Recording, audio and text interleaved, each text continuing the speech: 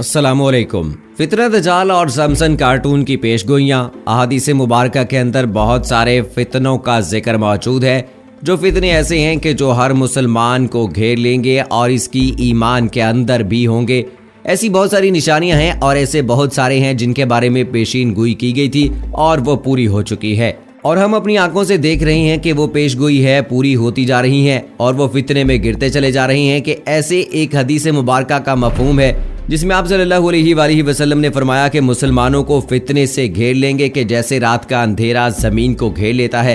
इस वक्त हमारे चारों तरफ इतने बिखरे हुए नजर आती हैं और दज्जाली तंजीमों जो कि दज्जाल के पैरोकार हैं और शैतान की इबादत करते हैं, वो पूरी तरह से राह हमवार करते आ रहे हैं कि किस तरह से इंसान को अपने असल मकसद से हटाया जाए और इसको दूसरे यानी कामों में मशगूल रखा जाए। मुख्तलिफ तरीकों से लोग हम पर हमलावर हैं, चाहे वो टीवी ड्रामा हो या चाहे फिल्म हो, चाहे कार्टून हो। हर तरह से ये लोग हमारे ज़हनों के अंदर अपने अकायद और अपने नजरियात को दाखिल करने की कोशिश करते हुए नजर आते हैं। ऐसे बहुत सारे कार्टून हैं कि जो बच्चों में बहुत पसंद किए जाते हैं और जिनका बच्चा इन चीज़ों से बहुत ज़्यादा सीखता है और इनसे असर लेता है। इसलिए इनकी कोशिश है कि कार्टून के अंदर ही अपना पैगाम पहुंचाया जाए और कुछ कार्टून तो ऐसे होते हैं कि जिसके अंदर मुस्तकबिल के बारे में पेशगोई होती है और वो हरफ बहरफ पूरी होती जाती है। सैमसन नामी कार्टून का बहुत ज़्यादा चर्चा है कि जिसके अंदर मुस्तकबिल के बारे में ज़्यादा पेशगोइयाँ मौजूद हैं और इस पर बहुत ज़्यादा बहस हो रही है कि कैसे मुस्तकबिल के बारे में इतनी ठीक तरीके से जो है वो पेशीन गोई की गई। इस कार्टून में ऐसा क्या है कि जिसकी वजह से यहाँ सबकी तवज्जो का मरकज़ बना हुआ है। इन कार्टून्स में दिखाए गए चंद हक़ाइक़ जान लें। सन 2000 में इस सीरियल में डोनाल्ड ट्रंप को अमेरिका का सदर दिखाया जाता है, जो कि 2015 में वो सीन सच साबित हुआ। 90 की दहाई में दिखाया जाता था कि वो कार्टून स्मार्ट वॉच पहनते हैं जिससे वो दूसरे कार्टून से बातें करते हैं और साथ साथ लोकेशन का पता भी चलता है। जब उस वक्त ऐसे आले का तस्वर करना भी नागुज़ीर था। अब अमेरिका के एप्पल कंपनी ने वैसी ही स्मार्ट वॉच पूरी दुनिया में लॉन्च की हुई है। और सालों पहले दिखाया जाता है फीफा वर्ल्ड कप में करप्शन होती है। 2014 के फीफा वर्ल्ड कप में होने वाले स्कैंडल में सबको हैरान कर दिया। इसी तरह एम्बोला वायरस का दिखाया जाता है, वो भी सालों बाद अफ्रीका में फैलकर सच साबित हुआ। सन 2001 में एक किस्त में दिखाया जाता है कि शाम में ज़बरदस्त खूनरेज़ी होती है। मौजूदा हालात सबके सामने हैं और बहुत सारी ऐसी पेशीन गोइयाँ हैं जो सालों बाद सच साबित होने हुई है। लेकिन असल बात जो करना चाहता हूँ वो ये कि 2010 की किस्तों में दिखाया जाता है कि इसराइल फ़लस्तीन में मुसलमानों पर गालिब आ जाता है और यरूशलेम यानी बैतुल मक़दस पर काबिज़ हो जाता है। 9 साल बाद ऐसा ही हुआ। दुनिया की मुखालफत के बावजूद अमेरिका ने यरूशलेम को इसराइल का दारुल खुलाफा मान लिया। अब ज़हन में सवाल उठ रहा है, क्या वो गैब का इल्म जानते हैं जो 100 साल बाद क्या होने वाला है पहले ही कार्टून के जरिए बता देते हैं। हमारा ये ईमान है कि खालिक के कायनात के सिवा कोई इल्म गैब नहीं रखता, तो जनाब इनके पास इल्म गैब नहीं। यहूदियत का मानना है कि दुनिया में हुक्मरानी का हक सिर्फ यहूद को है, बाकी तमाम मज़ाहब लोग इनके गुलाम हैं। उनके मुताबिक दज्जाल उनका मसीहा है जो कि दुनिया से यहूदियत के सिवा तमाम मजहब मिटा डालेगा। दज्जाल के आने से यहूदियत की सारी दुनिया में हुक्मरानी कायम होगी। बैतुल मक़दस मस्जिद अक्सा की जगह थर्ड टेम्पल यानी हैकल सुलेमानी तामीर होगा। वहाँ एक पत्थर रखा जाएगा। उस वक्त दज्जाल दुनिया के सामने आएगा।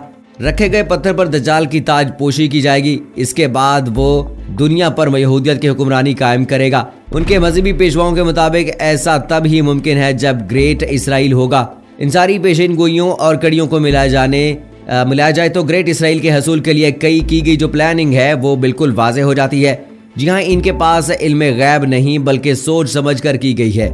ये सारी प्लानिंग है। इन सारे किरदारों हकायक स्कैंडल का खाका बहुत पहले बनाया जा चुका होता है, बस वक्त आने पर इसमें हकीकत का रंग भर देते हैं। आप अपने मसीहा दज्जाल के आने का बेसब्री से इंतज़ार करते हैं। यहूदी मस्जिद अक्सा को शहीद कर दें और वहाँ थर्ड टेम्पल यानी हैकल सुलेमानी की तामीर के लिए दिन रात मेहनत कर रहे हैं। ज़माना वक्त के घोड़े पर लगाए जिस तरह तेज़ी से गुजर रहा है, इसी तेज़ी से हम नबी करीम सल्लल्लाहु अलैहि वसल्लम की हदीस की रोशनी में बतदरीज कुर्बे क़यामत की तरफ बढ़ रहे हैं। कई निशानियाँ पूरी होकर दज्जाल के खरूज की राह को हमवार कर चुकी हैं और अब कुछ ही मामलात बाकी हैं। आज हम दज्जाल के मुतालिक बताई गई पूरी हो चुकी निशानियों का जिक्र करेंगे। दज्जाल ऐसा खतरनाक और अजीम फितना है कि तमाम अन्बिया अलैहिस्सलातु वस्सलाम ने अपनी उम्मतों को इसके मुतालिक आगाह किया। नबी करीम सल्लल्लाहु अलैहि वसल्लम ने भी उम्मत को इसके बारे में इस कदर वाज़ेह बताया कि सहाबा कराम आंसुओं से तर आंखों के साथ दज्जाल के फितने से पनाह मांगा करते थे। हदीस की रोशनी में उलमा कराम के ने दज्जाल के खरूज के पहले की जो निशानियां बतलाई हैं, इनके मुताबिक घरों में नाच गाना आम हो जाएगा, ऊंचे ऊंचे और पुख्ता घरों की तामीर की ख्वाहिश होगी, मसाजिद से दज्जाल का तज़किरा खत्म हो जाएगा, पानी की किल्लत होगी। इसकी सबसे बड़ी मिसाल इन दिनों हमारा वतन दज्जाल के खरूज के बाद इसकी हैरान कुन ताकतों के बारे में उलमा कराम की मुख्तलिफ आराएं, मगर काबिल गौर और दिलचस्प बात यह है कि कुदरत की जानिब से इसको अता की गई ताकतों के हवाले से यहूदी कौम बड़ी तेजी के साथ तजर्बात में मसरूफ है। रिवायत में है कि वह बारिश बरसाने पर कुदरत रखता होगा। मसनूई बारिश बरसाने का तजर्बा किया जा चुका है। बताया जाता है कि वो जमीन को तहो बाला करने की कुदरत रखता है। अलास्का में लगाए गए प्रोग्राम हार्प को कौन नहीं जानता, जिसके तहत दुनिया में कहीं भी मसनूई तौर पर जलजले, सैलाब और सुनामी लाए जा सकते हैं। क़यामत की निशानियों के मुताबिक दज्जाल को हजरत ईसा अलैहिस्सलाम फलस्तीन के इलाके लुद में कत्ल करेंगे। यहूदी उस मुकाम पर अपने मसीहा को फरार करवाने के लिए एयरपोर्ट तैयार कर चुके हैं, जहां दुनिया का इंतहाई तेज रफ्तार तैयारा मौजूद है, जिस पर KFIR दर्ज है। याद रहे कि दज्जाल के साथ माथे पर भी उसके जो है वो के फेरे यानी तहरीर होगा काफिर। क़यामत के एक निशानी में यहूदियों को पनाह देने वाले दरख्त गरकद का भी जिक्र है। आखिरी जंग में जब यहूदी मुसलमानों से छुपने के लिए पत्थरों दरख्तों की ओट लेंगे, तो सिवाय गरकद के तमाम चीजें मुसलमानों को अपने पीछे यहूदियों की मौजूदगी का पता देंगी। और मारूफ मुल्की और गैर मुल्की वेबसाइट्स के मुताबिक यहूदी गरकद के बाकात से तेजी से लगा रहे हैं। यहूदियों की साजिश तो जारी है, लेकिन हमारा अकीदा है अल्लाह पाक से बड़ी कोई साजिश नहीं है। मगर इन सारी बातों का एक मकसद है, हम क्यों नहीं ग्रेट पाकिस्तान बनाने पर काम कर रहे? हम क्यों नहीं 100 साल आगे की प्लानिंग कर रहे? क्यों आज तक भूख अफलास के घेरे में है? हमारा मुकद्दर बेरोजगारी और नौकरियों की चक्की में क्यों फंस कर रह गया है? क्यों हम अस्पतालों में बेयारों मददगार मर जाते हैं? इसकी वजह से मुनाफकत है, मफाद परस्ती है। यहूद के मुकाबले के लिए हमें मुत्तहिद होना होगा।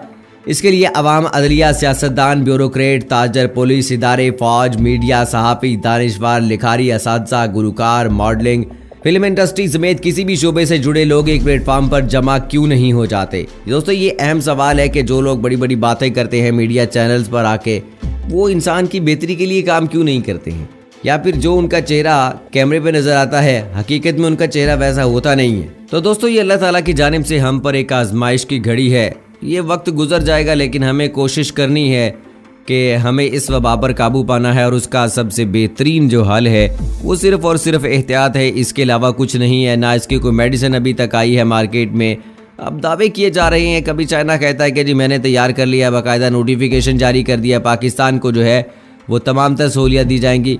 लेकिन दूसरी जानिब अगर आप देखें तो बहुत सारे ऐसे लोग हैं जो एहतियाती तदाबीर इख्तियार नहीं करते हैं और इस वबा का शिकार होने के खदशात उनके बढ़ जाते हैं। चूँकि ये वबा जो है वैसे तो किसी को भी हो सकती है, लेकिन कहते हैं कि जो 50 और 60 प्लस लोग हैं, जो बुज़ुर्ग हैं, उनको ख़ास एहतियात करने की ज़रूरत है, क्योंकि ये वबा जो है बहुत बुरी और ख़ास तौर पर बुज़ुर्गों को इस हवाले से इफ़ेक्ट करती है, क्योंकि आप ये बात तो जानते हैं कि उनमें क़ुव्वत मुदाफ़त कम होती है, इसलिए उनको ज़्यादा इफ़ेक्ट करती है। और जो बच्चे और नौजवान होते हैं उनमें जिस्म में जो है वो क़ुव्वत मुदाफ़त होती है, इसलिए उनमें उनके जिस्म में वो ताकत होती है कि वो किसी भी बीमारी से लड़ सकते हैं।